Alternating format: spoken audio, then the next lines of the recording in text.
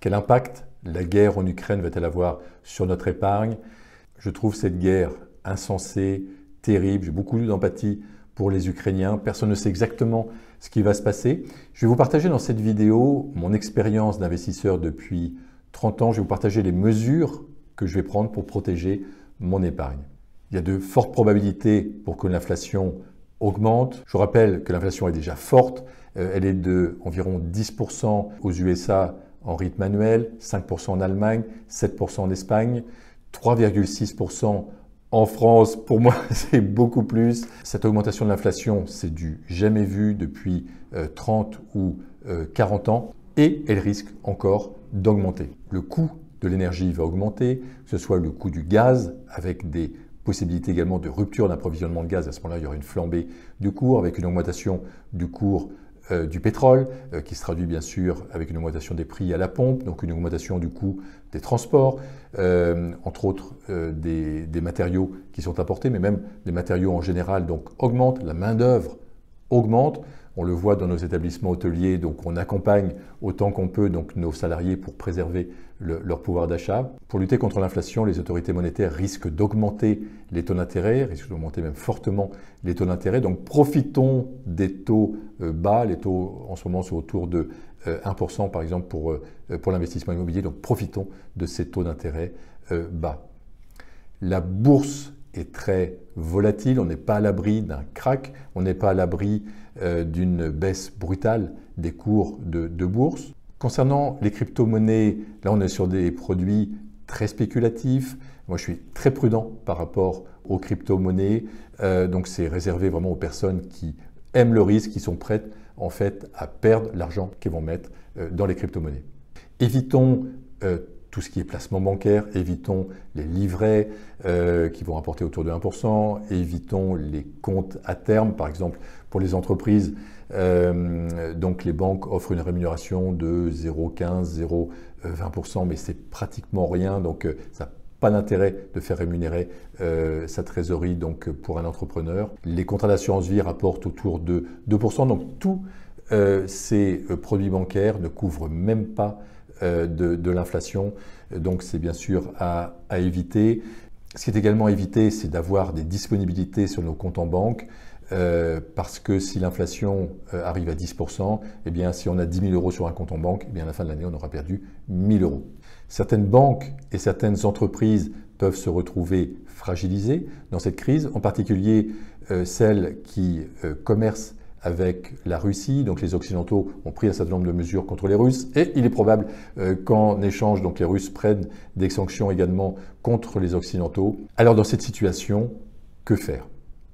Première action à réaliser, c'est de diversifier. Diversifier ses avoirs dans plusieurs banques, dans plusieurs placements, voire dans plusieurs pays.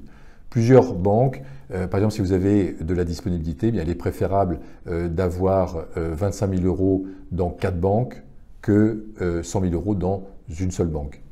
Diversifier également ses placements et privilégier les valeurs refuges. Alors les valeurs refuges, c'est l'or, l'argent, l'immobilier. Les cours de l'or et de l'argent flambent depuis quelque temps, ce qui est tout à fait naturel. L'or et l'argent, c'est une excellente assurance en cas de crise.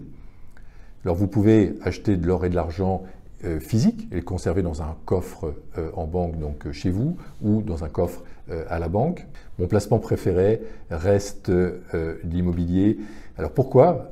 En période d'inflation, les loyers sont en partie indexés sur l'augmentation des prix. La valeur de l'immobilier suit également l'augmentation des prix. Et comme on a fait un emprunt à taux fixe, eh bien le cash flow qu'on va générer chaque mois va augmenter. Donc l'inflation est une excellente chose pour les investisseurs immobiliers. En plus de cela, l'immobilier protège contre les crises bancaires et les crises financières, et on n'est pas à l'abri d'une crise bancaire ou financière dans les mois qui viennent. Se conjuguent également des taux d'intérêt bas. Comme on l'a vu tout à l'heure, les taux d'intérêt sont autour de 1%, ce qui est du jamais vu. Moi, depuis 30 ans, je n'avais jamais vu ça. Donc les banques demandent autour de 10% d'apport, mais après, l'idée, c'est d'utiliser à plein l'effet de levier du crédit. De mon côté, je profite au maximum de cette vague donc, de taux d'intérêt très bas pour investir donc, dans l'immobilier, pas n'importe comment. Les rentabilités qu'offre l'immobilier sont pour moi les rentabilités les plus importantes du marché. On peut investir dans l'immobilier avec une rentabilité autour de 10% brut. En étant sélectif, bien évidemment, il ne s'agit pas d'investir dans le neuf par exemple, mais quand on investit dans l'ancien, avec des travaux, la rentabilité finale de notre investissement peut dépasser les 10% bruts. C'est ce que j'enseigne bien évidemment aux étudiants donc Imosen. L'immobilier rural est une excellente option. J'ai commencé à prôner l'immobilier rural il y a à peu près 5 ans.